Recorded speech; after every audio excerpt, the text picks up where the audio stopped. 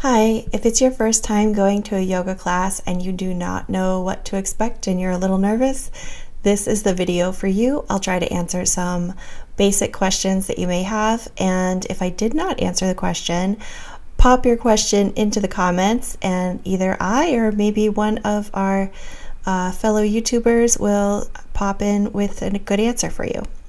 So here are some common questions. First of all, if you're not flexible, that is quite okay. You're going to the class and you will become more flexible with time. There is no way that you're going to be expected to do every single pose that the instructor is doing, nor what the rest of the class is doing. Those are things that you build up to over time, and some of these positions take months, if not years, of continuous practice.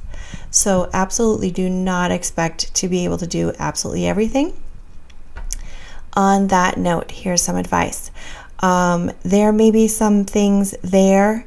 When you get to class, look around the room, or maybe there's a back room that has some props. And those props are things like yoga straps or yoga blocks or extra mats that you might be able to fold up. So you can ask your instructor. So try to get there, I would say like 15 minutes early.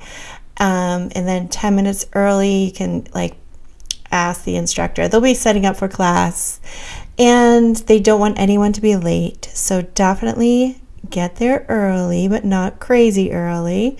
But you just don't want to be coming in exactly at the start of class nor on time.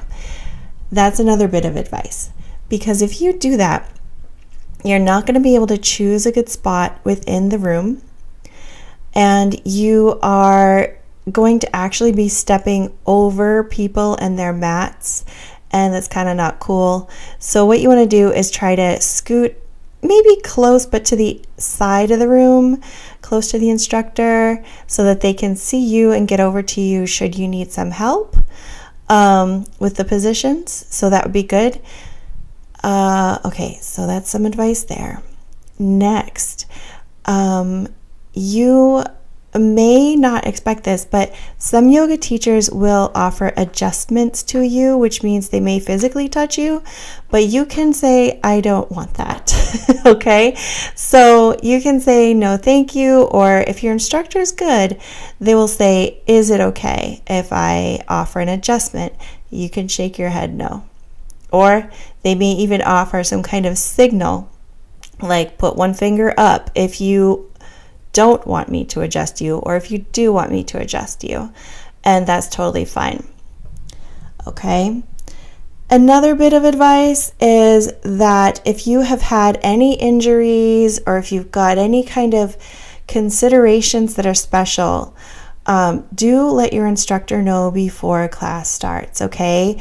I have taught classes where people arrive just as the door is closing, and I'll be instructing and all of a sudden realize that the person who came in right at the end is, I don't know, 3 or 4 months pregnant. I can't tell.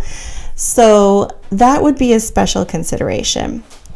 In some case like that, I would adjust the whole class. I would just start teaching a maternity kind of class without even telling anyone. I would just be like, okay, these are some poses that I know that someone in that particular trimester could do, and it would be for the safety of the baby. I'm not necessarily going to announce that I'm doing that, but if I make that observation, I do have to change everything. So I've also had people come in who had a broken tailbone or something, and I noticed that they're wincing every time we're doing a particular pose on the floor, and I say, are you okay? And they tell me, no, they slipped on the ice 3 weeks ago and they're coming to class with a broken tailbone. Guys, don't put your instructor through that. Just let them know, hey, heads up, I'm dealing with this issue physically, and I just wanted to let you know so that you can consider that. Okay, fine. Any instructor who has been trained will absolutely know how to kind of mentally rearrange that class as far as what poses will be given and when. so that that person will not be in pain. Nobody wants to be in pain, and we don't want to do that to our yoga students at all. Which brings me to another point. If you are experiencing too much stiffness or too much pain, like you shouldn't be having any pain at all in a yoga class. If you are, that's no longer doing yoga, okay? Yoga is meant to be gentle on the body, and it's meant to feel good. It's meant to feel expansive. It's meant to feel a little bit like a challenge, but not something that is on par with our Western way of exercise, where they say no pain, no gain, or work until you pass out, or work until you throw up. Like, no. That's no longer yoga if that is kind of the abuse that your body's going through.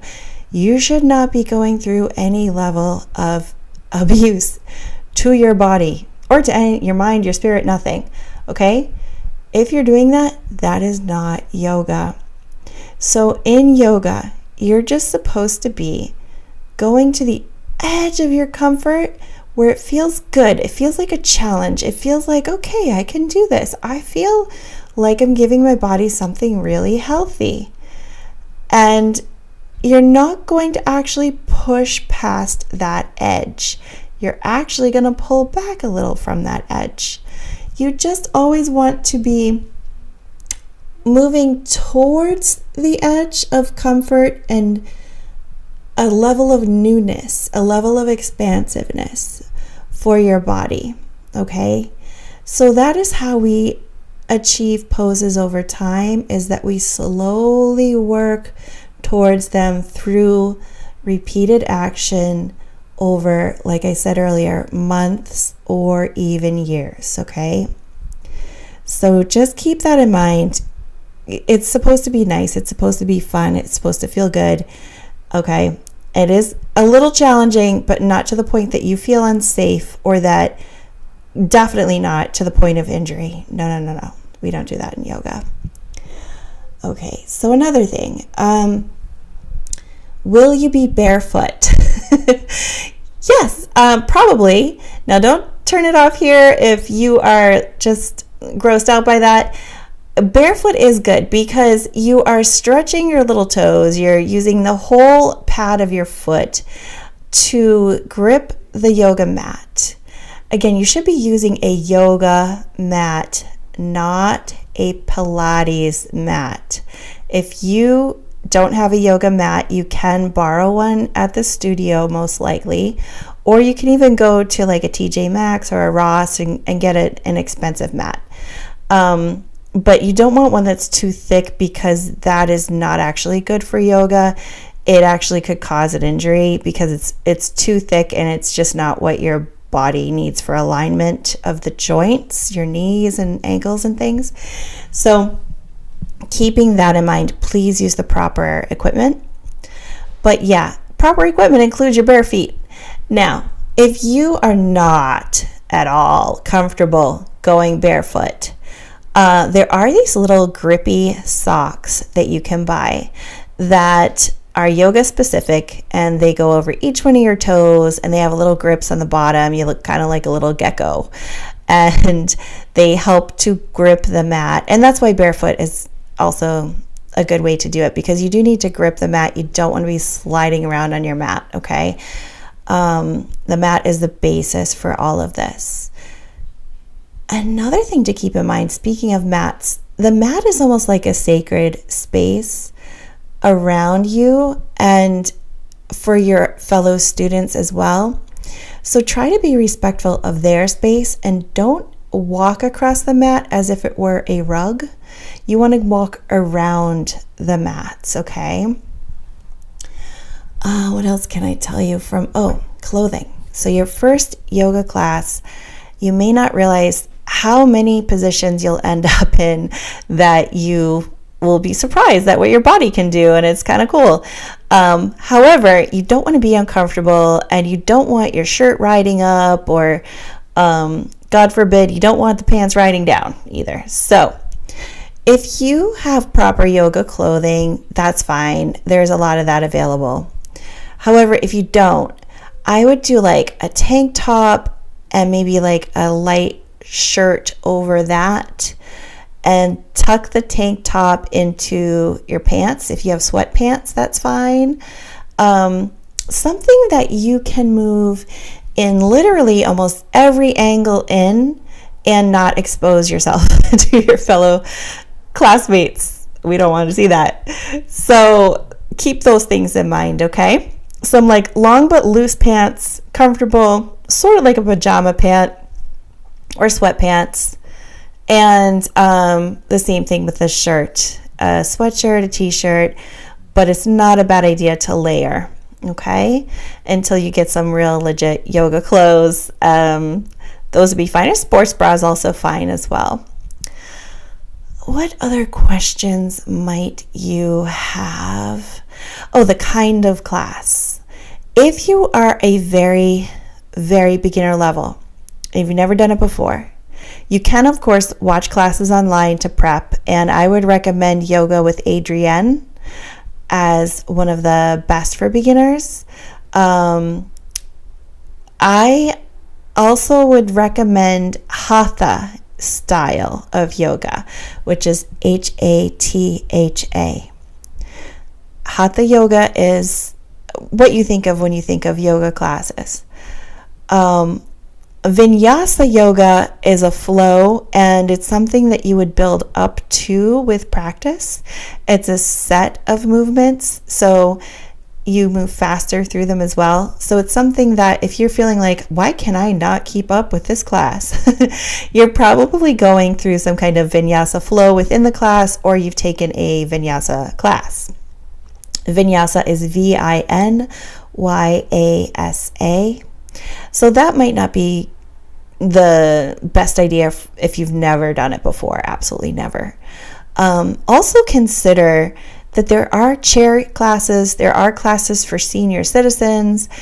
There's a whole range of classes that you can take, okay? Yoga Nidra is something completely different, Nidra. That means like a sleep or relaxation state, and it's more of like a meditative type of class. As well as those candlelight classes, you might want to ask more detail if you're taking a candlelight yoga class as to what to expect. Some of them are much slower and go more deeply into the poses, which is actually, I think, is great. Some people struggle with those classes. If you've got the type of mind that absolutely has to be busy all the time, or if you're recovering from PTSD or something, those slower classes can actually be a little bit harder because your mind has time in between each pose to start thinking. So it is a practice to focus your attention and your awareness on maybe a part of your body, like the toes and the feet, or is your knee aligned over the ankle properly? Are your hips aligned with one another? You know, that kind of thing. These are good things to pay attention to in a yoga class, and I do feel that the Hatha yoga will help prepare for that. So for your body and for your mind, I do think Hatha would probably be the best way to go, and if you can find a beginner Hatha class, even better, more props to you. Your yoga teacher, sometimes I find that there are teachers out there who really are good at what they do, and some really kind of want to show off. And I would say showing off, again, is not a yoga thing. People want to stand on their heads or whatever. That's not beginner level class, and that's really not cool for a teacher to do to their students, unless they say ahead of time, guys, I've been doing this for 10 years, and this is a pose that, you know, maybe is meant to inspire you. But if they're just doing it just to do it, I have seen it a couple of times, and I just want to say, like, yoga instructors, cut it out. Like, people feel intimidated. Knock that off. You want to go to someone that you know that you can approach them with questions, concerns, and that you're coming in as a beginner. You feel maybe your body feels stiff, or maybe you feel like you're thrown in the deep end of the pool and you just don't know what to expect. So you do want to find somebody who you can approach with any questions that you have. Maybe go with a buddy, why not? Okay, so I've covered things like clothing, what to expect. At the very end of the class, this sometimes surprises people. There's something called Shavasana.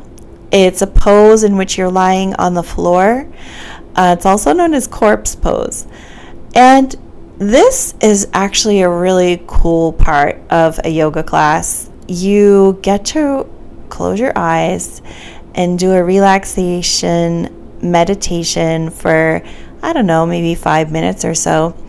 So sometimes the teachers will turn off the light and you'll be in there on the floor.